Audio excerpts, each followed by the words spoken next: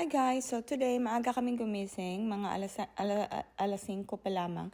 Kasi nga, kailangan namin pumunta sa Tiokas. So yun, si Mayang, kulit-kulit na kasi gutom na siya. But pinakain naman namin siya before kami umalis. So ayun na nga, madilim pa nang umalis kami. Yung Tioka guys, isa siya sa mga surfing places na malapit lang sa Christchurch. Pero when I say malapit, mga 1 hour din yung travel. Pero solid naman kasi ang ganda ng view. So ito, malapit na kami sa Tioka. Makikita mo na yung dagat. Ang dami din naming mga rabbits na nadaanan. Buti na lang hindi namin nasagasaan. Isa pala yung rabbits dito guys na kinukonsider na pests.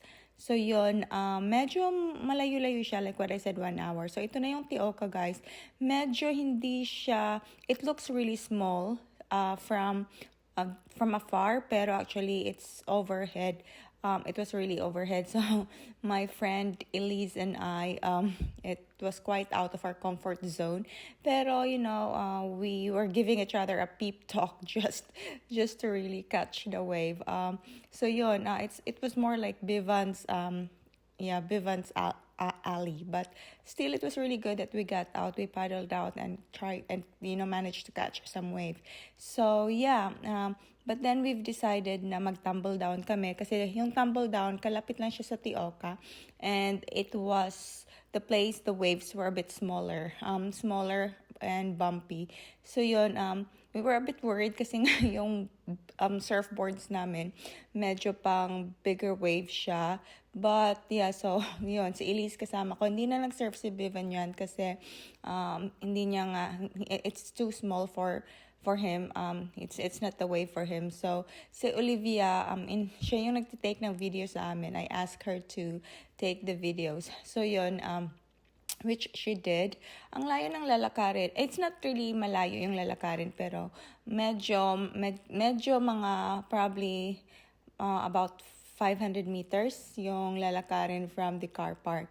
Yun, ang ganda nga lang ng view guys. It is really scenic. So yeah, it's worth the travel. So ayan na yung wave ng Tioka.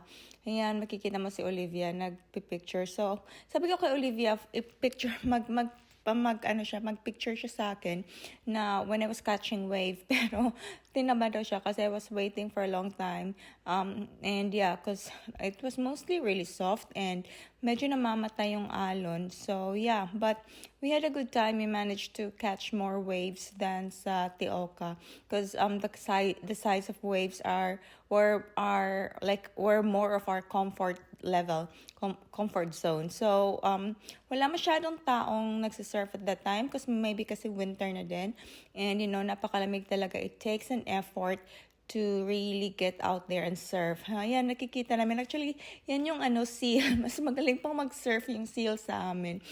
We saw the seal catching a wave actually. It's so amazing. So, yun, yan kami. I think, yan ako.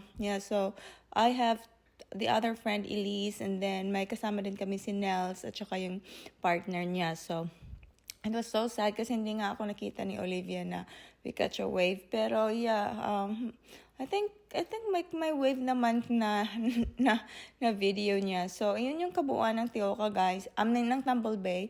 Maliit lang siya pero it's really good. It's a good view. So, yun, wala kaming ginagawa. Surfing lang talaga. So, you guys, thank you. Bye.